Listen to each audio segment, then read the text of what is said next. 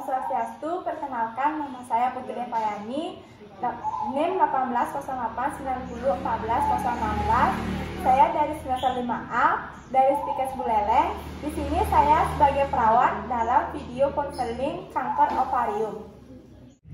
Om Swastiastu, perkenalkan nama saya Koma Berdibata Prawarti, NIM 1808901411 dari keperawatan 5A dari kampus Stikes Buleleng. Di sini saya sebagai keluarga dalam pembuatan video konseling kanker ovarium.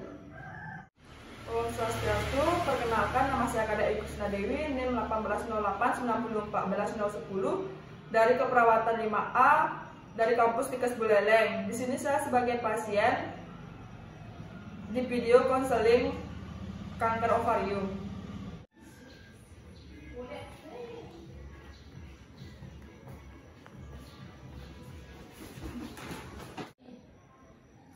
Silakan masuk.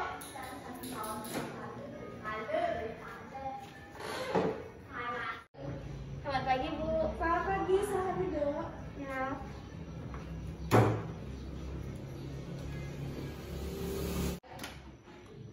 Baik, dengan ibu siapa? Saya anaknya Berli dan ibu saya Ayu. Baik, Ibu Ayu. Perkenalkan, nama saya Putri Devayani. Saya perawat yang berjaga pada pagi hari ini. Sebelumnya, apakah saya boleh tahu alamatnya di mana? Saya dari Lovina, Bu. Lovina. Sebelumnya, apakah saya boleh tahu juga umurnya Ibu berapa? Umur saya 55 tahun, Bu. Apakah sebelumnya Ibu pernah datang berobat ke rumah sakit atau ke dokter? Ya, ibu saya pernah dibawa ke dokter. Jadi, saya mau bertanya, tujuannya Ibu datang ke sini untuk apa ya? Saya ingin melakukan konsultasi, Bu, tentang masalah penyakit yang saya alami saat ini. Apakah saya boleh tahu penyakit Ibu apa ya? Kanker ovarium stadium 1, Bu, sehingga saya merasa cemas, stres karena memikirkan penyakit yang saya alami. Saya tidak tahu mau bercerita sama siapa lagi mengenai penyakit yang saya alami karena saya malu. Apakah yang Ibu rasakan sebelumnya? Baik, sebelumnya sejak 3 minggu lalu ibu saya mengeluh sakit perut, sering kencing, perut kembung dan mudah kenyang. Baik, selain itu, ada keluhan yang lain yang Ibu rasakan? Ada, saat melakukan hubungan intim sering merasa nyeri, saat haid berlangsung tidak teratur, kadang pendarahan yang keluar lebih banyak dari biasanya, dan cepat merasa lelah sehingga saya memeriksakannya ke dokter dan dirujuk untuk ke rumah sakit untuk pemeriksaan lebih lanjut. Setelah melakukan pemeriksaan, dokter mendiagnosa saya bahwa mengalami kanker ovarium stadium 1. Saat mengetahuinya, saya merasa sangat stres, cemas, sedih, dan takut. Sebelumnya, apakah Ibu tahu penyakit yang Ibu alami saat ini seperti apa? Tidak tahu, Bu. Awalnya saya mengira gejala yang saya alami ini tidak serius. Walaupun baru stadium 1, saya merasa sangat cemas dan takut akan kematian. Saya tidak sanggup lagi melihat anak-anak saya hidup tanpa seorang ibu. Sebelumnya saya dapat mencari di internet mengenai kanker ovarium, tapi saya masih ragu tentang apa yang saya baca. Apakah kanker ovarium itu bisa menular ya, Bu? Menurut saya, kanker ini bisa terbentuk dari kista, tapi tidak semua kista adalah kanker ovarium. Kista ini sendiri terjadi akibat proses ovulasi. Kista ini dapat hilang seiring waktu tanpa perawatan, dan sebagian kecil kasus berkembang menjadi kanker. Jadi tidak ada penularan yang terjadi dari pasien dengan kanker ovarium pada orang sehat lewat cara apapun, seperti berciuman, bersentuhan, atau berbagi makanan. Saya sangat sedih mengetahui penyakit ibu saya saat ini. Banyak masyarakat yang mendiskriminasi ibu saya jika penyakit tersebut bisa menyebabkan kematian. Sebaiknya Ibu jangan terlalu cemas dan memikirkan omongan orang lain. Ibu harusnya fokus untuk pengobatan yang Ibu lakukan dan memiliki semangat hidup untuk sembuh. Jadi, apa saja pilihan pengobatan untuk penyakit saya, Bu ya? Jadi pengobatan kanker ovarium itu yang pertama ada operasi. Prosedur bedah ataupun operasi pengangkatan ovarium yang dilakukan untuk penderita kanker tergantung pada stadiumnya. Pada stadium awal, operasi biasanya hanya dilakukan pada salah satu bagian ovarium, yaitu ovarium yang telah terserang sel kanker. Namun, apabila sel kanker menyerang kedua ovarium, tim bedah mungkin akan mengangkat kedua ovarium atau tuba falopi Anda. Yang kedua, ada kemoterapi, Bu ya. Kemoterapi ini dilakukan untuk membunuh sel-sel kanker yang berkembang di dalam tubuh.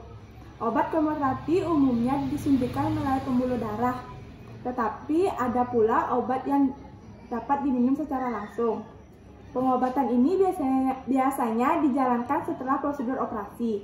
Tujuannya adalah untuk membunuh sel-sel kanker yang mungkin masih tersisa di dalam tubuh. Namun pada kasus kemoterapi dilakukan lebih dulu tujuannya untuk menghasilkan tumor.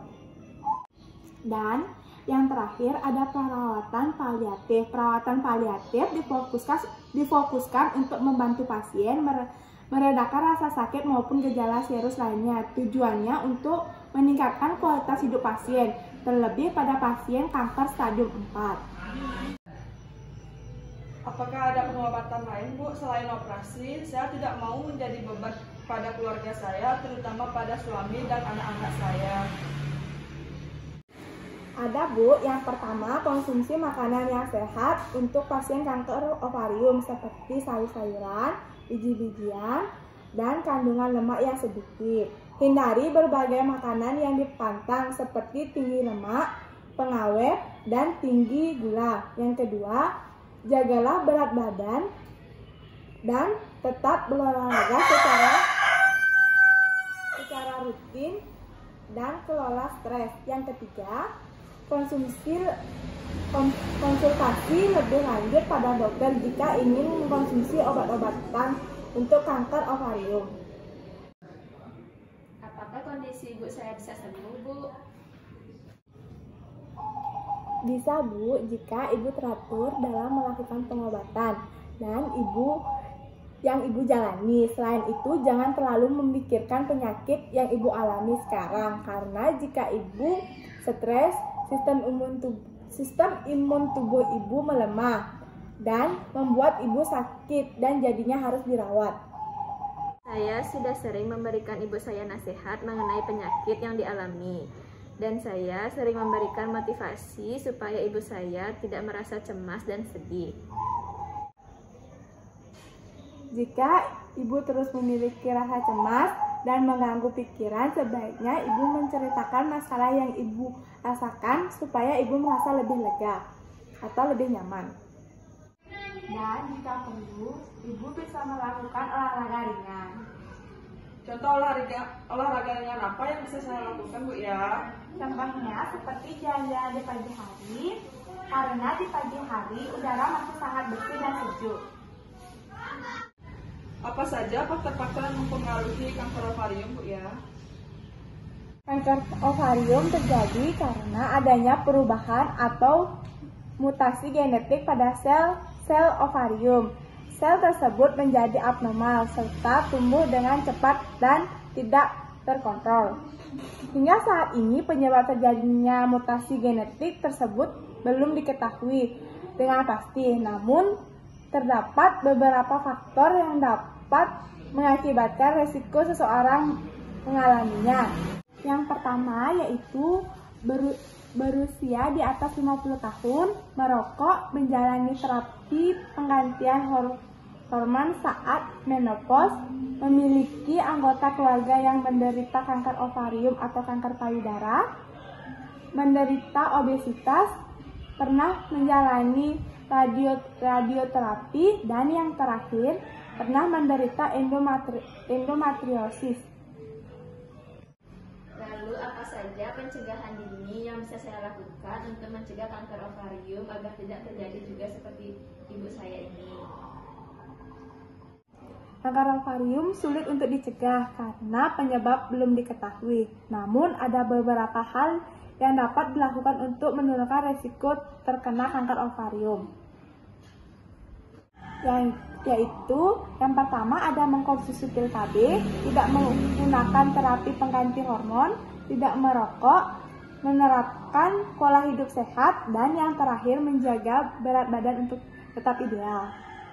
Pada wanita yang memiliki risiko tinggi terkena kanker ovarium, operasi pengangkatan ovarium sebelumnya terkena kanker juga dapat dilakukan guna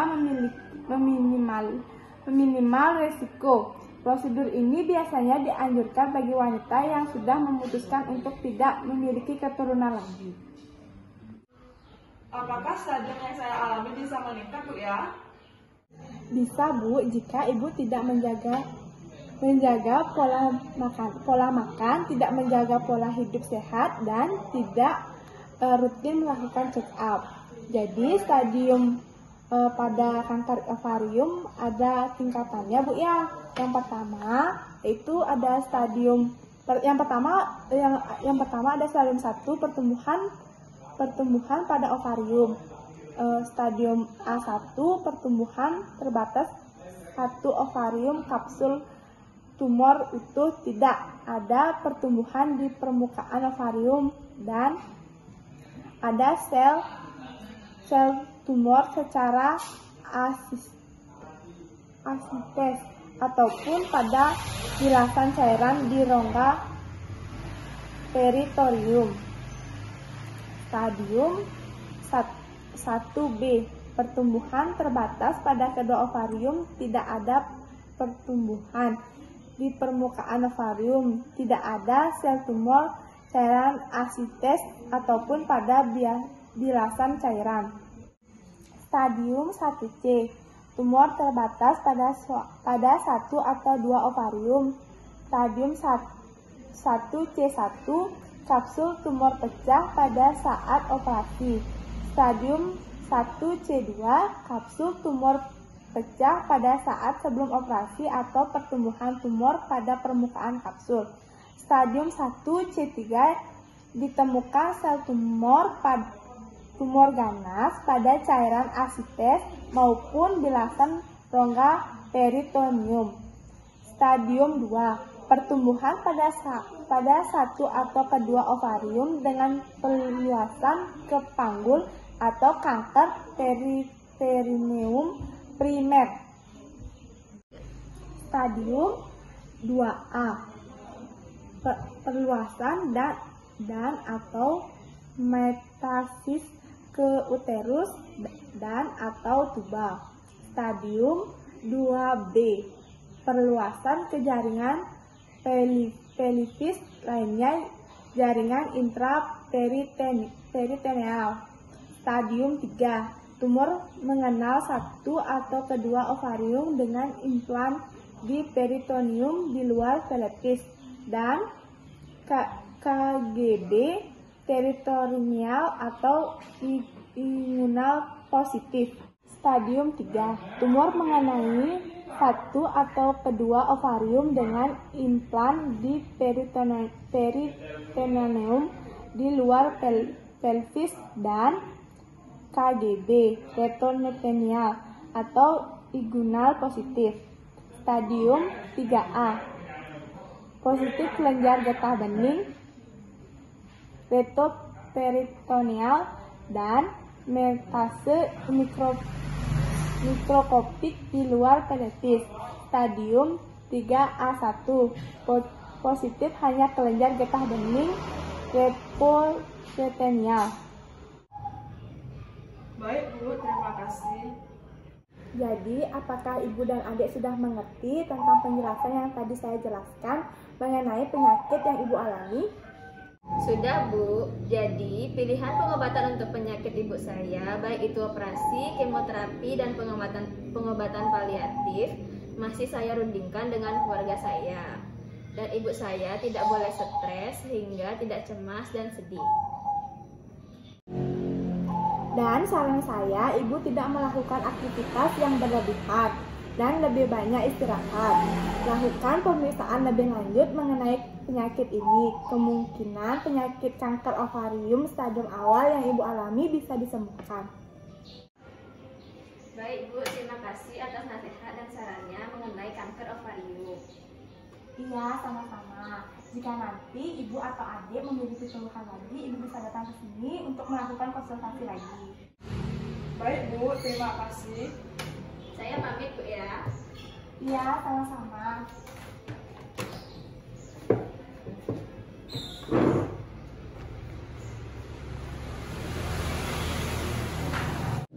Sekian video dari kelompok kami Tentang konseling kanker ovarium, jika ada salah kata kami mohon maaf. Akhir kata kami ucapkan terima kasih. Om Santi Santi Santi Om.